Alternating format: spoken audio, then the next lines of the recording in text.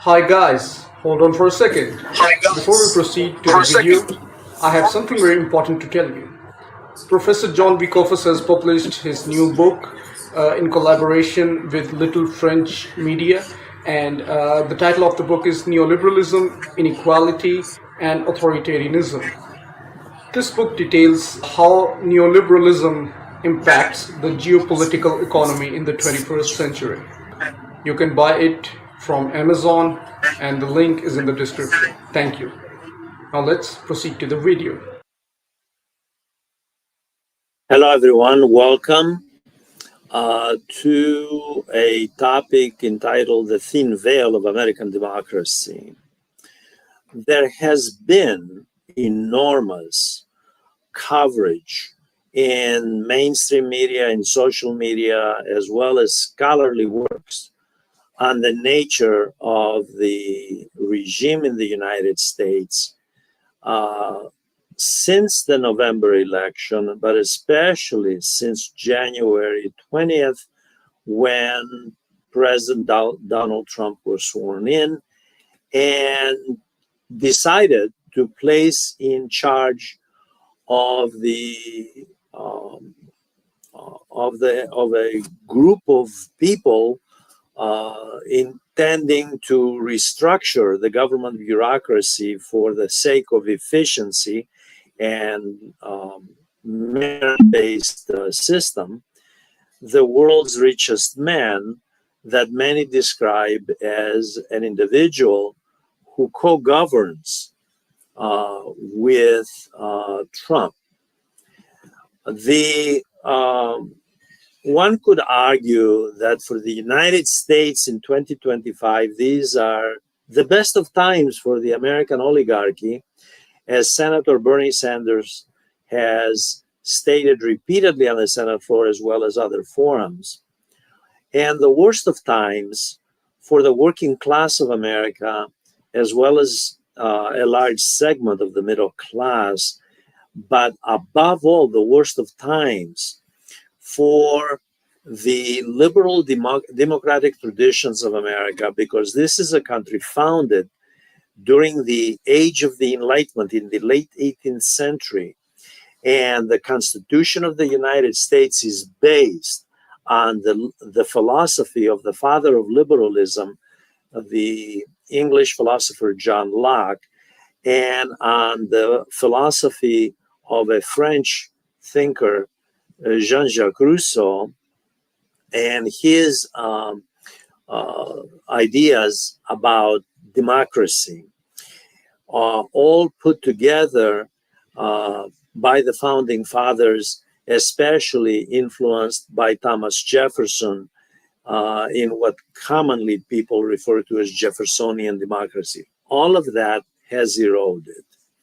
And it is significant that people from mainstream Rockefeller Republicans, non-Trump Republicans, all the way to establishment Democrats, progressives, to leftists, agree that the United States is on a slippery slope toward authoritarianism, and many argue that it's not even that. It is fascism. Now, in this session, I will explain to you, because I have written in my academic career, I have written on both authoritarian regimes in a number of countries, as well as fascism, and taught this subject as well, that there is a difference. But when you have people like General John Kelly, who in October 2024, just before the presidential election, stated that his former boss, now John Kelly was the chief of staff of President Trump in the first term, and General Kelly stated that Trump meets all the criteria for a fascist. A few days later, the vice president of the United States, of course, you can understand why she would say it. She was running on the Democratic ticket, described Trump as a fascist as well.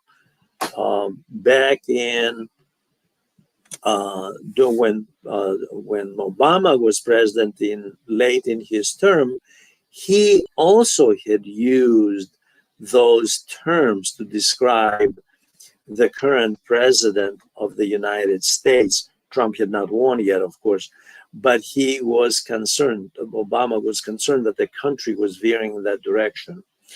My question is, and this is a very important issue here, whether one person, namely Donald Trump, regardless of the cult of personality surrounding this individual, a billionaire, okay, a TV personality, a flamboyant individual who served in, who has served as a first term and is now on his second term, whether this individual is solely responsible for the so-called systemic evolution of the United States from a liberal democracy to, whether, according to some people, authoritarianism, according to others, fascism, or at least quasi-fascism.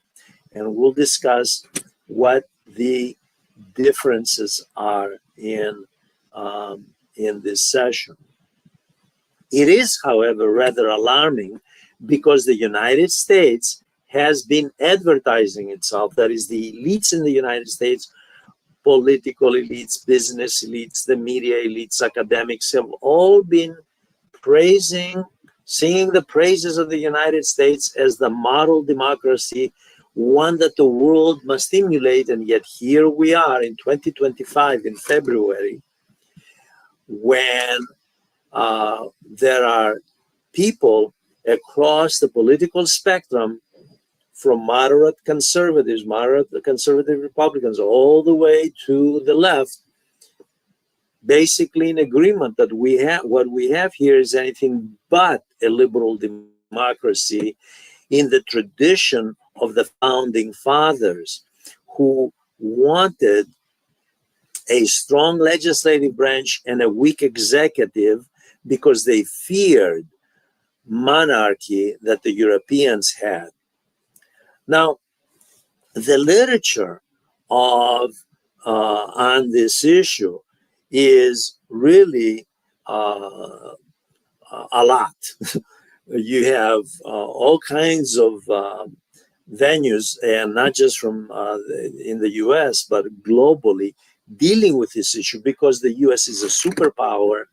It is the world's strongest military power, not necessarily the world's strongest economic power anymore, considering that China is transitioning to overtake the United States, according to the IMF and the World Bank, within the next 5 to 10 years, and become the world's #1 economy based on nominal GDP value. It's already the world's #1 economy in purchasing power parity, according to the IMF and the World Bank. So let's get that out of the way. And perhaps, and there's a reason I'm mentioning this, this is why the US has lapsed into quasi-fascism under these conditions of a transitioning downward as a core country in the world capitalist economy, yielding to China and fighting and crawling and doing everything it can, that is the state doing everything it can, not to yield that role, although it's really inevitable because China has laid very deep roots and foundations to succeed the United States as the core of the capitalist world economy, and the United States playing a secondary role. And like I said, there is hardly disagreement on this issue. The only question is when this will happen and when officially we will see the nominal value of the Chinese economy overtake the United States.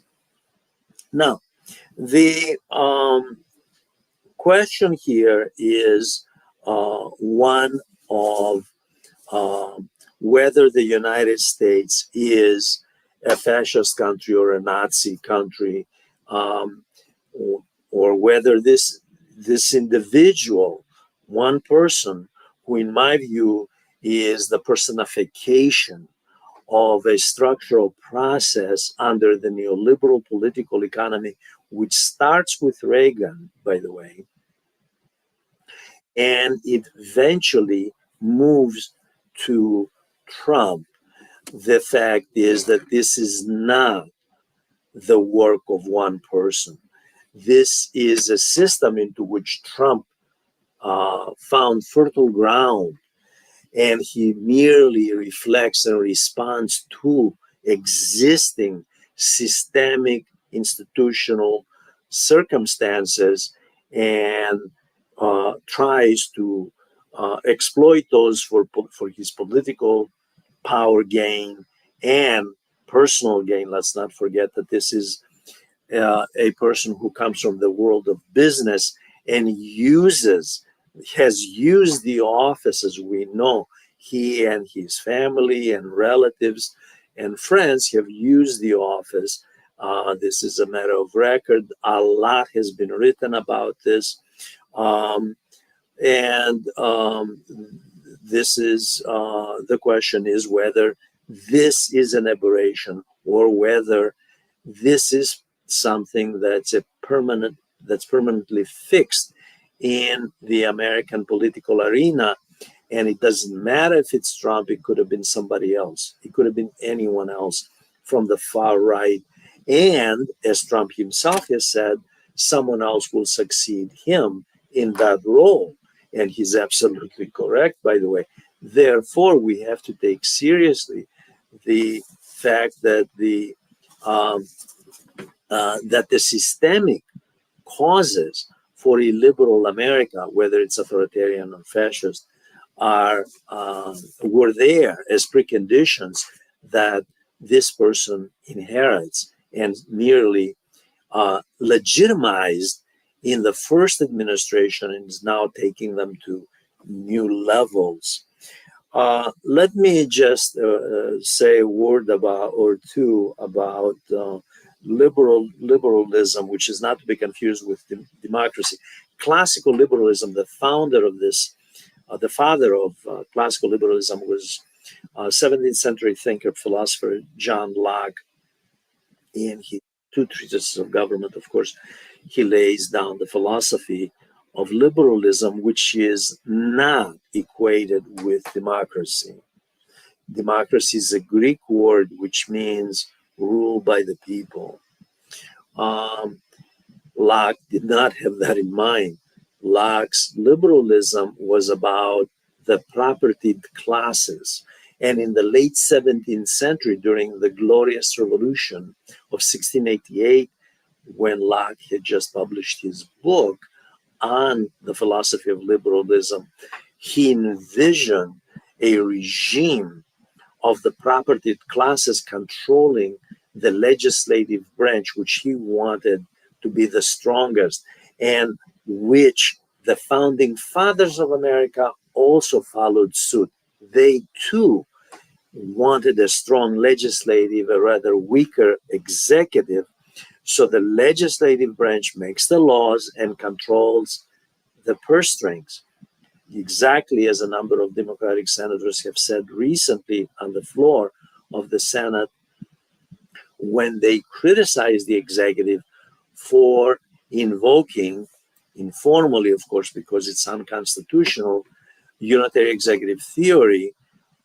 As we'll see, this includes Trump's unelected appointee, obviously, the world's richest man, Elon Musk, in charge of dismantling some federal government agencies and gutting others. The other issue that has attracted a lot of attention in the United States, and this goes back to actually long before Trump, is whether the United States got to this point, um, evolving to this point where we are in 2025, where people are wondering what's going on, where is this all headed? What kind of a society are we going to have? What kind of a social contract are we going to have? Is it going to be one based on liberalism and the founding fathers' vision of democracy, or one based on the neoliberal model, which starts with to be implemented, institutionalized with Ronald Reagan, and which entailed deregulation of business, privatization of public properties, and massive contracts provided by the government to the private sector to buttress the private sector, to strengthen and transfer capital from social welfare programs to corporate welfare, bailing out banks, bailing out corporations. All of this transfer of capital toward the private sector, Wall Street, comes from some place, considering there has also been a long-standing policy of maintaining low living wages for the working class and the middle class, and transferring profits as to the highest degree possible to corporations, to businesses. And this is the reason precisely that we have had, as Senator Bernie Sanders just said a couple of days ago on the Senate floor, 50 years of stagnation in wages in America, and a minimum wage which is way below a living wage in the United States. The question is whether neoliberalism is a cause for the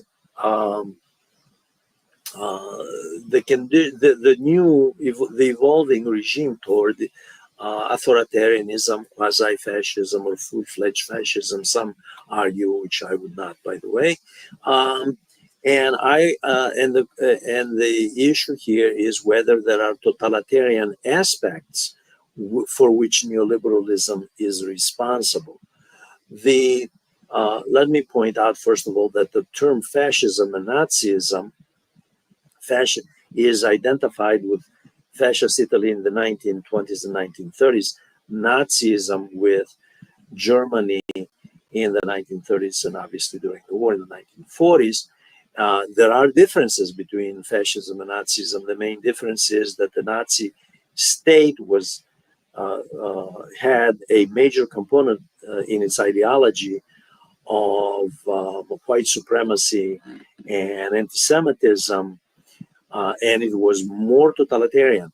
By the way, the term totalitarian is perhaps the slogan that the Italian fascists used: everything within the state, nothing against the state, nothing outside the state.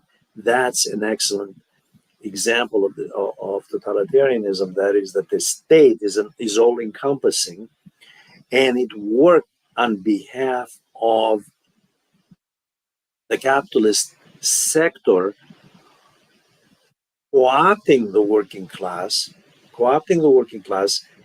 into conformity so that they don't resist. Dissidents were not allowed, they were suppressed, dissidents were suppressed under a police state structure. Now, here's a characterization term: police state, Polizeistaat in German, which distinguishes fascism and Nazism from authoritarianism. While the fascist and Nazi regimes were based on a police state and had a party structure with a popular base, authoritarian regimes usually have a power base that is the military and don't necessarily have a popular base. So the United States, under these conditions, really fits more or less the model, and this is the scholarly approach by a number of scholars around the world. We have analyzed this, and I agree with this description. My research shows the exact same thing. The model of fascism is more appropriate. And this is not because both Trump as well as Musk, as well as a number of people in the Trump group have flirted with fascism and really not made much of authoritarianism, but flirted with fascism quite a bit. Now, I want to point out that on the 9th of February, the Vice President of the United States, J.D. Vance, who, by the way, is a graduate of Yale Law School, made headlines, and what he said on the 9th continues to make headlines because he questioned the right of the judiciary, the right of courts to basically make rulings that would check the prerogatives, the role of the executive branch that was in violation, according to the court ruling, of procedure in so far as it allowed Musk and his troops to go into federal agencies and confiscate their computers or dismantle, as the case with USAID, and whether that was constitutional because federal agencies, have a congressional mandate. Congress, as a number of congressmen and senators have pointed out on the floor in speeches, they have that privilege, not the executive branch. They provide the funding. They have the oversight over these agencies. And the question is whether the executive branch appoints an unelected official to dismantle or to restructure those agencies in the name of efficiency, which of course this is not the goal. The question, of course, has become whether the individual in charge of the federal agency, so-called restructuring, the world's richest person, by the way, a recipient of hundreds of billions in contracts from the federal government as well as corporate subsidies, has a conflict of interest here, and whether there is an ulterior motive. Now, just recently, 5 former secretaries of the Treasury, these are not left-wingers. These are all of these came from Wall Street. I believe most of them, if not all, worked for Goldman Sachs. That's where the US government gets secretaries of Treasury, Goldman Sachs, usually. Okay? All of them committed to neoliberalism, privatization, deregulation, class warfare. In other words, anti-labor, anti-union policies. Okay? All of them, 5, agreed, and I believe it was published in the New York Times, agreed that the Trump administration appointing an unelected official to reform federal agencies or dismantle, like the Department of Education, he wants to dismantle USAID, what he did with USAID, dismantling USAID and putting temporarily in charge the State Department Secretary of State, Marco Rubio. Whether all of this is alarming, not only because of the conflict of interest, which I just pointed out, which, by the way, they also, to their credit, they also pointed that out.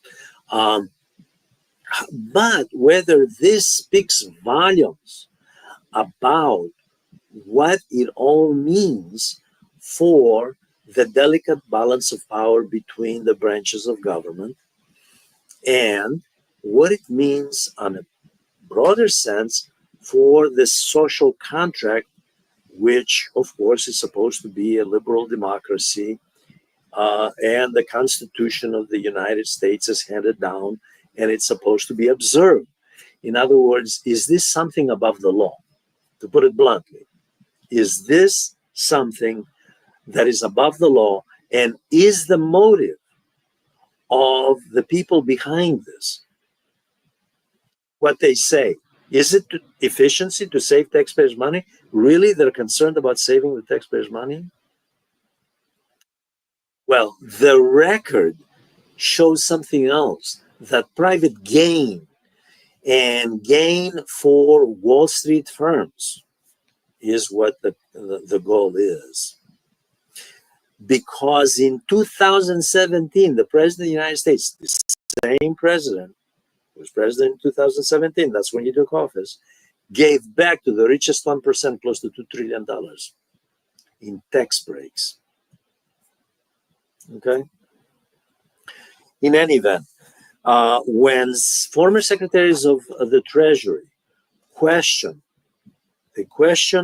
the motives of the administration in charge, but even worse, when they question the nature of the regime, whether this is democracy. Okay?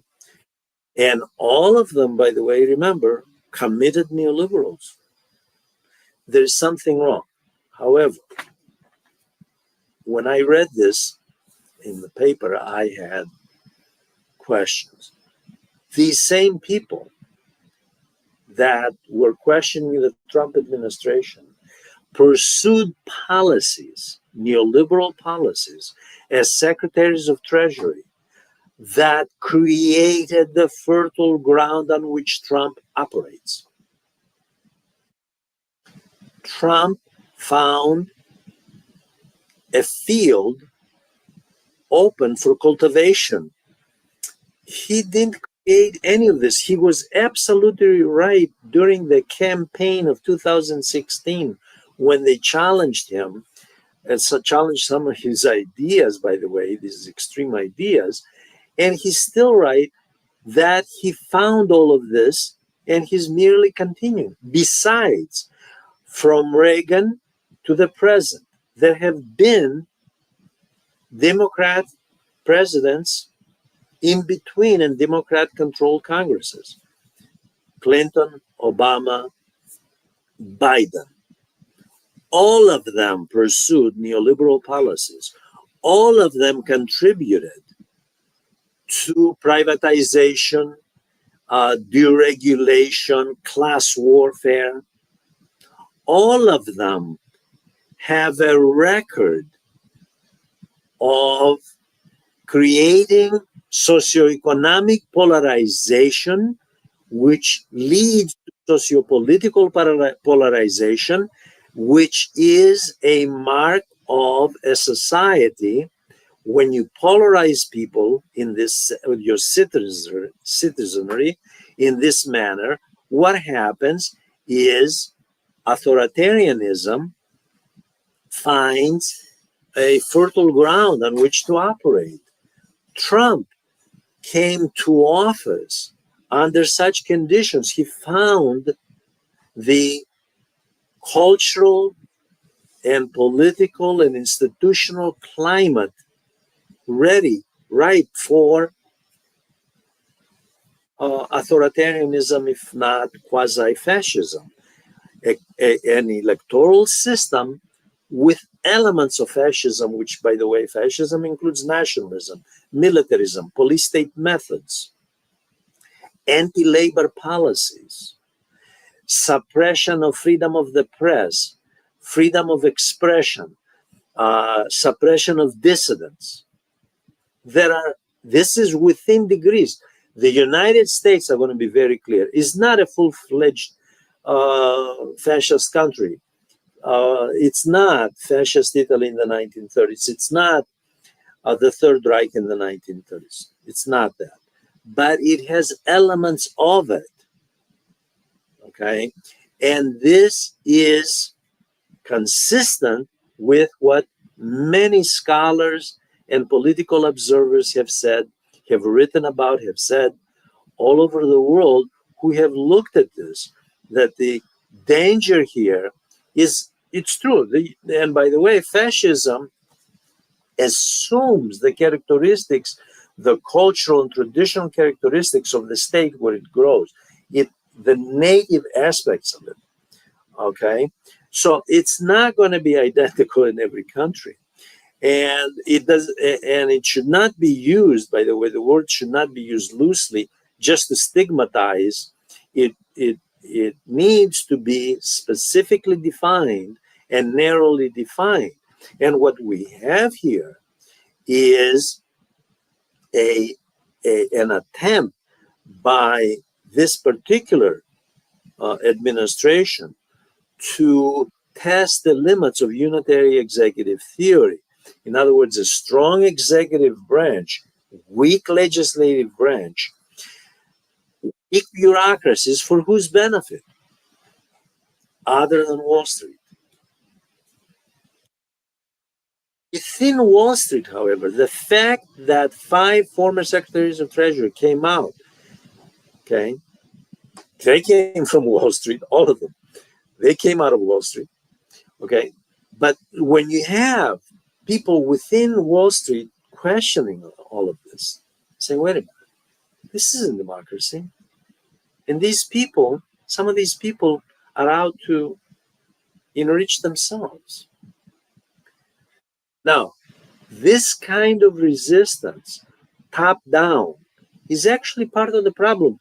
Part of it because, as I pointed out, these same people laid part of the foundation for what is happening now when they were secretaries of Treasury.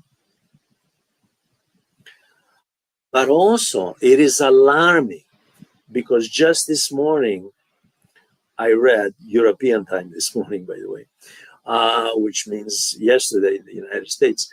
I read that in a new poll, it's only been a few weeks that Trump has been president, but he maintains 53% popularity with 47% disapproval.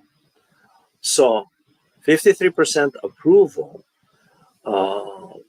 47 disapproval, although there are critics who are alarmed by what he's doing, by the liberal course of the government. That kind of approval shows that the grassroots level opposition that was present in the first term, by the way, in 2017, that's when he started out, is absent now. And so, and we'll talk about, I'll give you some statistics to see that indeed people have come to expect authoritarianism, aspects of fascism within the electoral milieu, within the larger context of the electoral system. Because I can say, well, 53% of the people approve. And besides, he was voted in. I think the margin, he won by a 1.5 percentage and a half ahead of Kamala Harris, but he got the electoral votes.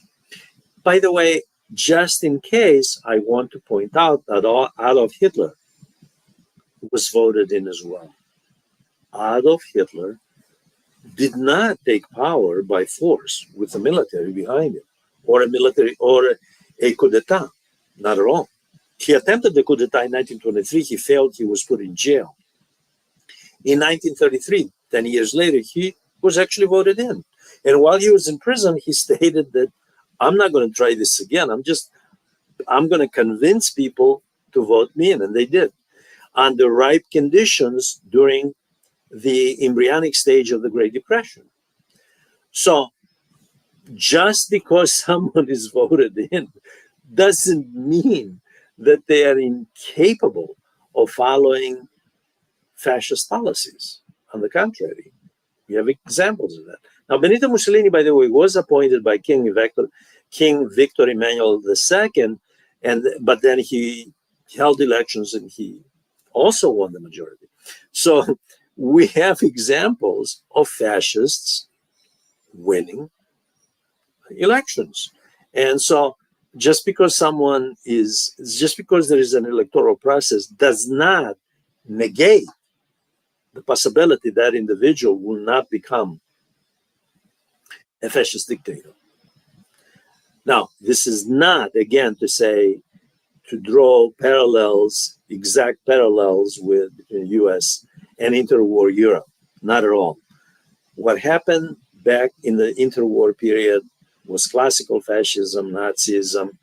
This is the 21st century. These are the 1920s. These are very different conditions under the neoliberal political economy, which didn't exist back then. So we have to take that into account. Let me provide an overview of the context of America and why, because when I was in higher education, I had a very, very extensive conversations with a colleague of mine who had come out of the University of Texas. And he and I used to talk about under what conditions is it possible for some sort of fascist regime to take place in the United States. Well, when we look at the history of the United States, we do see in the 19th century, especially in the Reconstruction period, from 1877 especially until 1900, we see the promulgation of Jim Crow laws and black codes, primarily in the southern states, by the way, but they impacted the North as well. And the purpose of these codes against the newly freed African American population was to pursue a sort of an apartheid society. In other words, segregation, institutionalized segregation, and to legalize it in parts of the country. And this continued until the Civil Rights Act of 1964. So until the mid-1960s, we have institutionalized racism. At the same time, in the late 19th century, the last quarter of the 19th century, what we have in the United States is the westward movement and the regimentation of the Native Americans, of American Indians, in other words. Okay. We also have, during that same period, because the US was industrializing in the late 19th century, an anti-trade union movement, anti-working class movement. We also have a movement against women demanding political rights, and a movement to crush dissidents against the era known as the Gilded Age, which Trump, of course, argues we are in a golden age, which really is a gilded age, by the way, because this resembles the late 19th century, what we're in right now. We also have a period of the oligarchy that Senator Bernie Sanders keeps talking about in control of government. We also have a period when the federal bureaucracy, state bureaucracy, local bureaucracy was based on a patronage system, which is exactly what Musk and Trump want to do, is create a federal bureaucracy that is an appendage of the dominant political party. So there are a lot of similarities between the Gilded Age, which, by the way, means when you scratch behind what appears like gold, there's nothing but rottenness, corruption, patronage. In any case, this was also the period of social Darwinism and white supremacist ideas, by the way. Right? This was the late 19th century. This was the Gilded Age. We are living to some degree. I don't believe, like George, the philosopher, George Santayana, that history repeats itself, but there are patterns that are similar. And this is a pattern that has some similarities with the late 19th century. We have a continuation of this to give you an idea of how American society has evolved to this level where we are today in the 21st century. When World War I breaks out, President Woodrow Wilson goes after trade unionists, especially if they're linked to the industrial workers of the world, anarcho-syndicalists, and socialists. So that's when he created the FBI, by the way. And that's when that's when J. Edgar Hoover comes into the FBI and goes after political opponents, the FBI being used to crush dissidents. Then we have in the 1920s, in the first half of the 1920s, the revival of the Ku Klux Klan, which started in the Gilded Age, by the way, the lynchings of blacks and white supremacists, okay, inculcating fear in the minority population. We had its revival in the first half of the 1920s, and we have a culture of white supremacy under 3 successive Republican presidents in the 1920s. And then we have the revival of the Red Scare, which starts with Wilson, by the way, in the late 1940s with Senator Richard Nixon from California, and then it's picked up by Joe McCarthy, the junior senator from Wisconsin. And McCarthyism, of course, is synonymous with witch hunts of leftists, of dissidents. The Communist Party was not illegal. It was not a violation of the U.S. law to be a communist, if someone would, but they used it to engender conformity. And that too, that regimentation of society to this degree during the Cold War, when the U.S. was interested in making sure that Wall Street prevailed, using the Cold War as a pretext, the communist threat, although the U.S. was way ahead of the Soviet Union in military, as it still is, by the way, in defense spending. Be that as it may, this is the period when conformity to the sociopolitical and institutional structure is enforced top-down, but it's also the period when we have the rise of the civil rights movement resisting at the grassroots level what was happening. Then we have in the 1980s, and now with the advent of the neoliberal system, the neoliberal political economy, the beginning of a new class war with Reagan. The fact is that anti-trade union policies start with Reagan and continue to this day.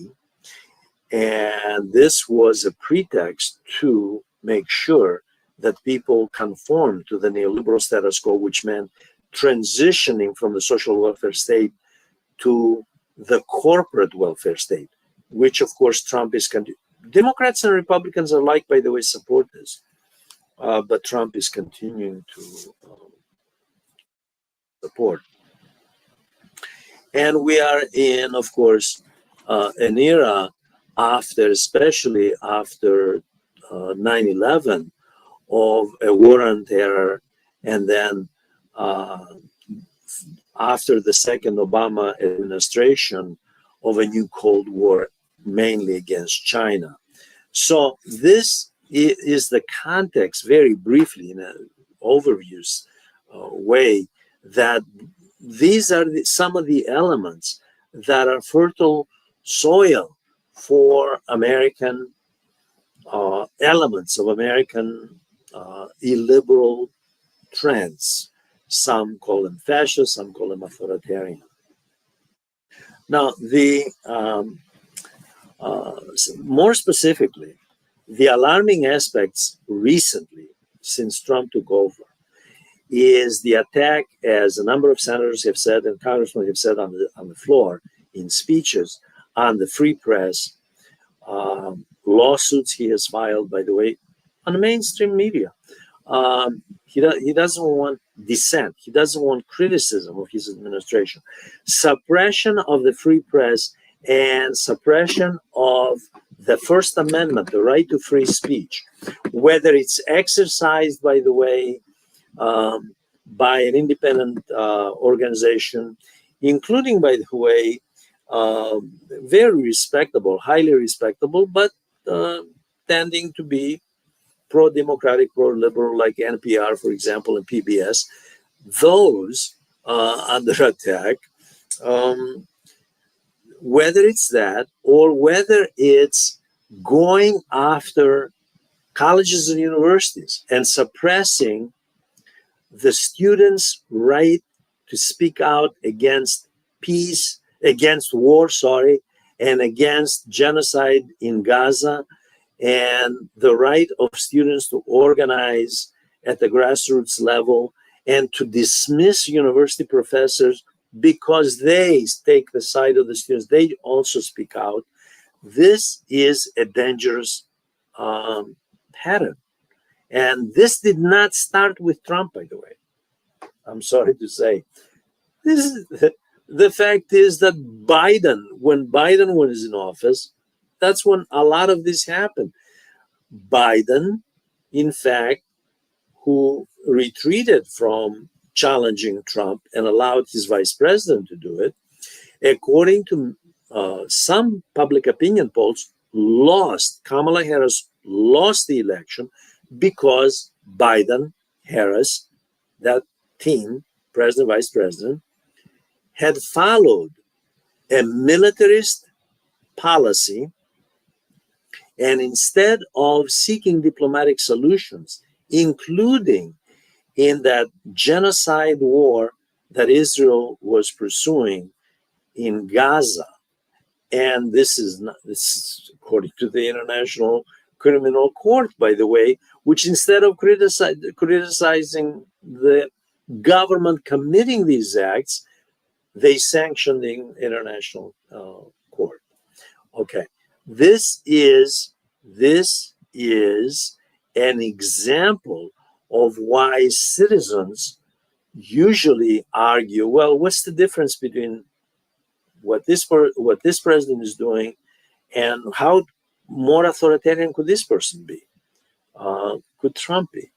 Well, much more, because the Trump administration has come along and wants to convert all of Gaza into luxury real estate, as though it's the French Riviera of the Southern Mediterranean.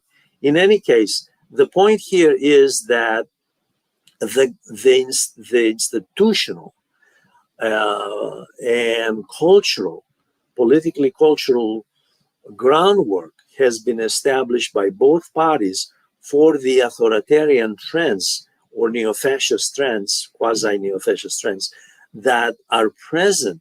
It's not just this one person and the world's richest man that he's appointed to meddle into the federal bureaucracies and dismantle some and gut the others, perhaps with the goal of privatizing some of them, to be sure, selling a great deal of real estate that the government owns, by the way, and using the pretext of some kind of a wealth fund, sovereign wealth fund, presumably for some emergency, perhaps to buy Greenland In any case, all of this is important to understand that the United States is not a country where there is one party that's responsible for what is happening, although it is happening under this one party, the GOP,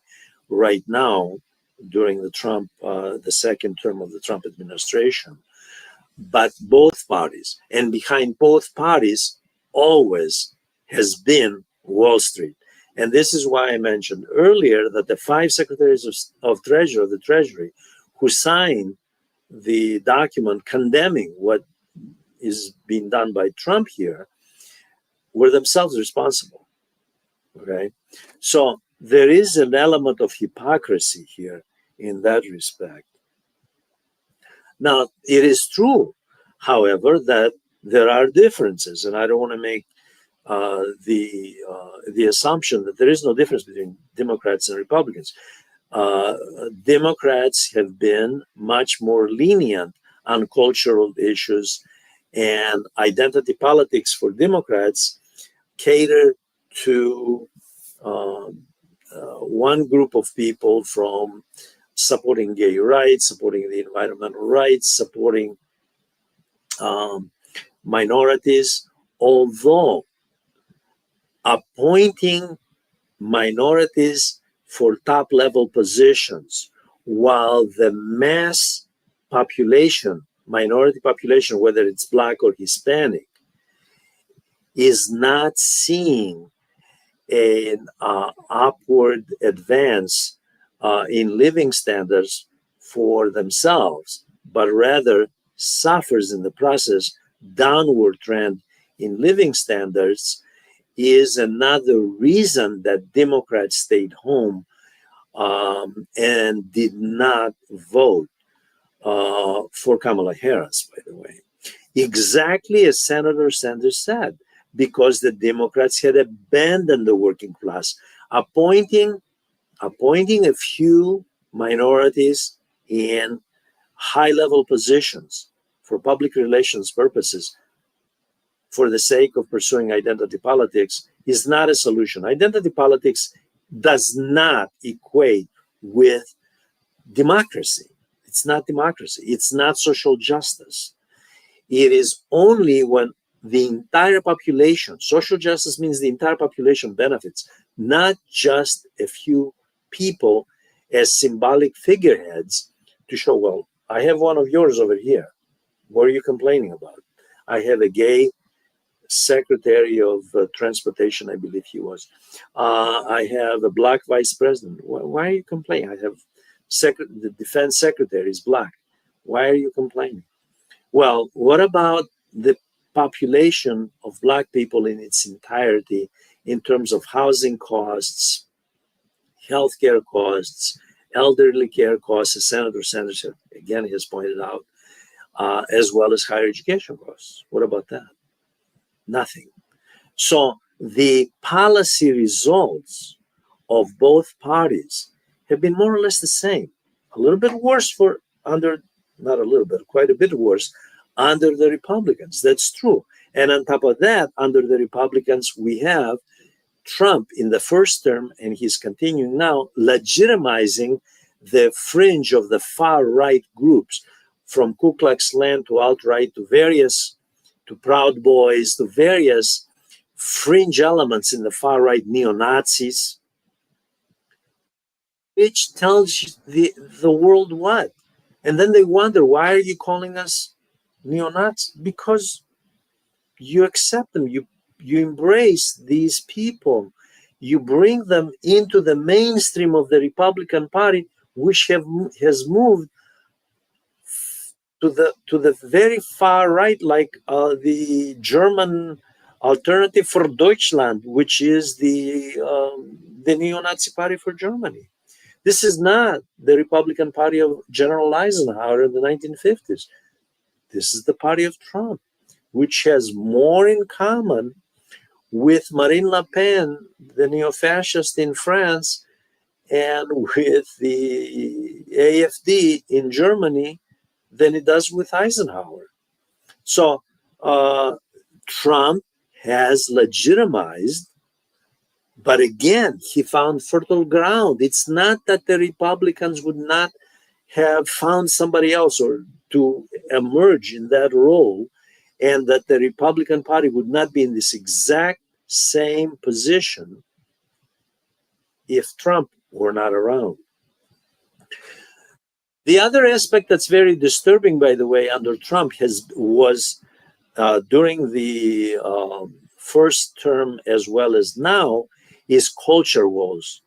Culture wars were very characteristic in both the fascist regime in Italy in the 1920s, 1930s, and especially in Germany in the under the Third Reich. The fact is that ideology and culture were very important to the fascists in Italy and to the Nazis in Germany. It's very important to the Trump administration, to the GOP. And they use all the elements from the religious right, the Christian fundamentalists, to other groups. Now it's the pro-Zionist elements since the war in Israel, since that broke out in October 2023, and there has been quite a bit of a popular base made up by the far right religious elements, including Catholics, by the way. So we have that group, but besides that group, the question is, I'll ask a question which historians in my field, of course, ask about the Third Reich. There's a big question, of course, and there are books and articles on this issue: who voted for Hitler, who voted for Trump. Well, the assumption is that the popular base of the GOP and specifically Trump is the working class. That's not true at all. When you analyze the statistics, you find out that it's actually the middle class.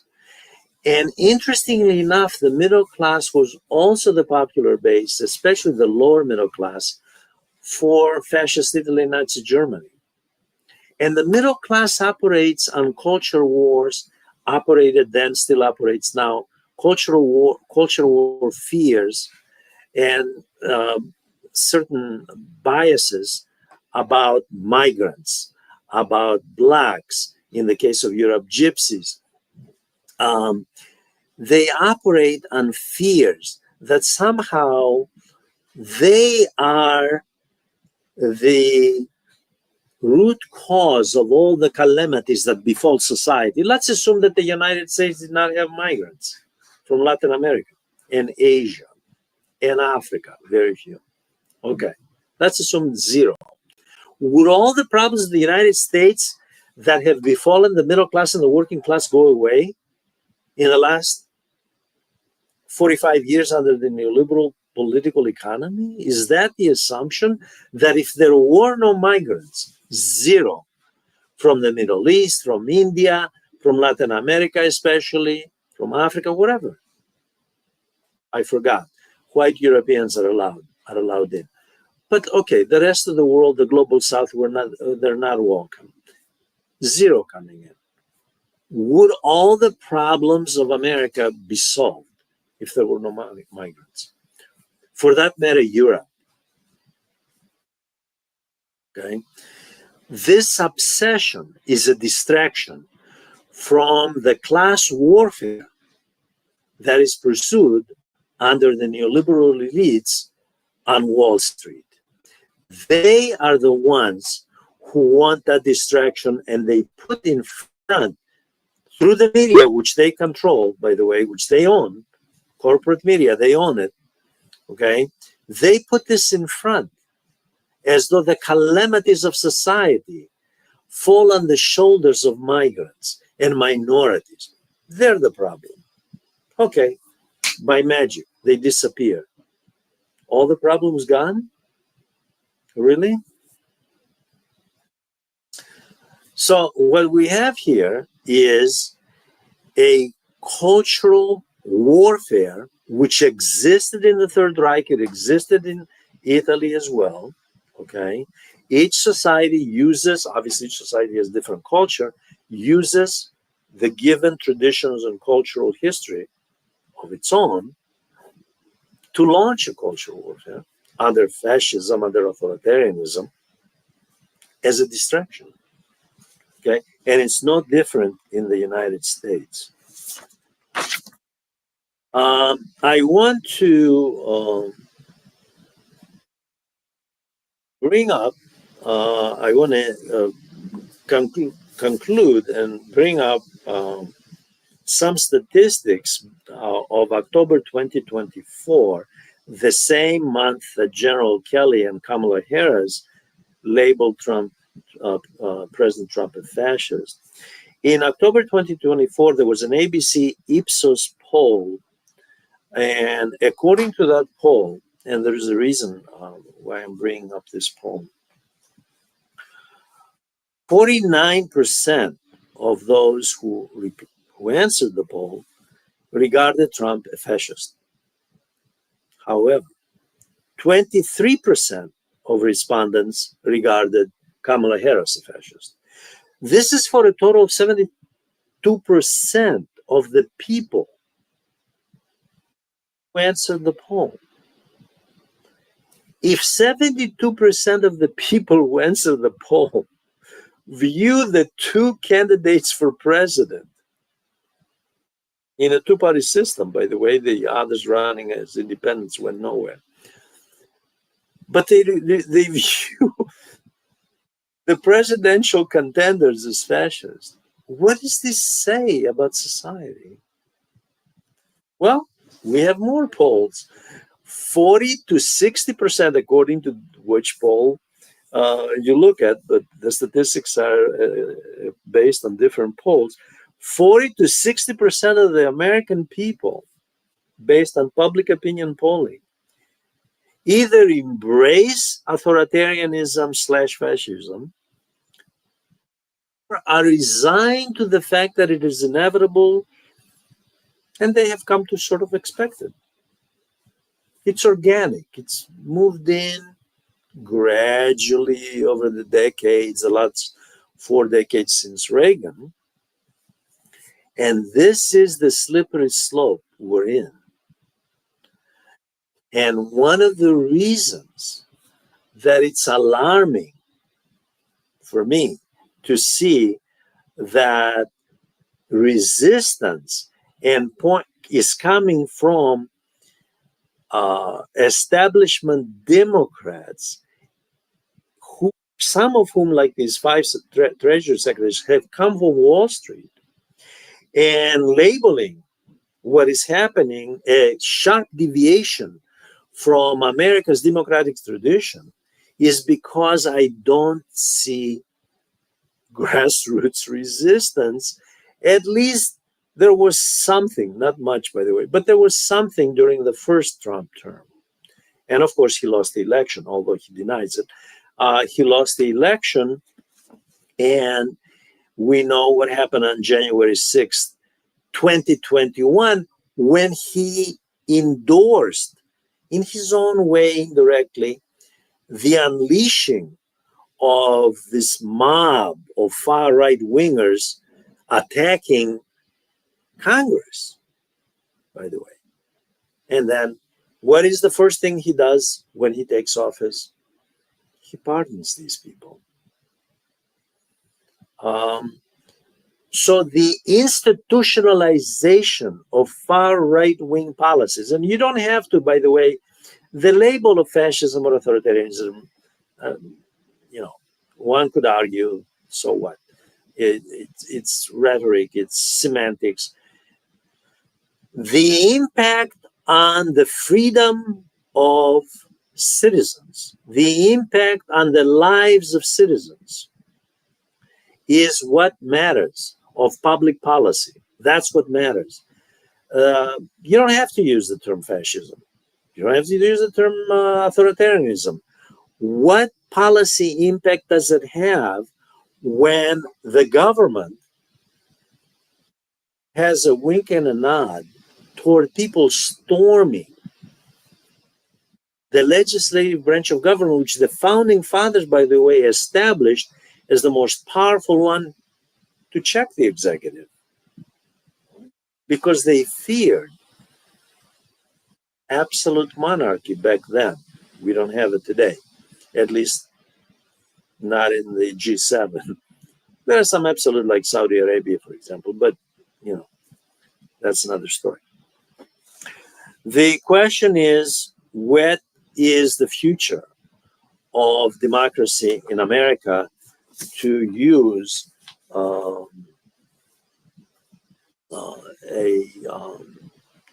term that was popularized in the 19th century. What is the future of democracy in the 19th century, of America? What is the future of democracy of America in the 21st century?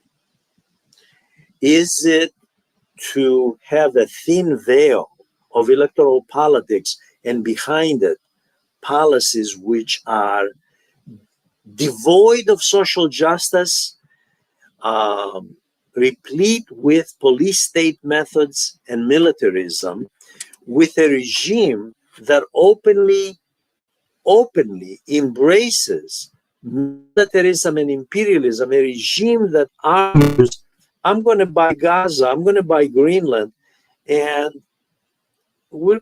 Gaza is going to be the Riviera, the French Riviera of the southern Mediterranean. Greenland we need because we want military bases. Obviously, Greenland has rare earth minerals, which the US needs because China has most of those, and they're needed in technology, high tech, and defense. So is this the democracy that the rest of the world must emulate? And then, of course, the ultimate hypocrisy. And the ultimate hypocrisy is it's the rest of the world that is at fault. It's them. And the excess of evil is Russia, China, Iran, and North Korea. Not that those countries are democratic, but if Norway makes that statement, it has some validity because Norway is truly democratic. The United States under Trump, with an unelected official dismantling agencies and basically destabilizing the federal bureaucracy of 5.1 million people for the sake of weakening those bureaucracies that regulate mostly and cater actually to Wall Street, but they also regulate. Okay. I don't see, I don't have much hope. I want to conclude by saying I'm not a fatalist. I believe that there is hope, and the United States could go the route of the 1930s when FDR was elected in January 1933, the same month and year that Hitler was elected. FDR was elected. He chose a different route than Germany, than the Third Reich. FDR chose the route of a liberal democracy under capitalism with, of course, quite a bit of state intervention to revive it during the Great Depression. The US could go there again, despite the reality of a rising China challenging American supremacy in the world. That's a reality, and it's not going away. However, I'm afraid that's not the route that the US is going. I'm afraid that there will be deeper and more serious trends toward where we are today under Donald Trump. I want to thank you for tuning in. I want to thank you for watching. I want to ask you to please subscribe to this channel and to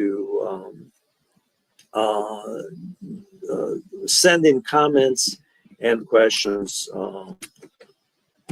to this channel. Thank you very much.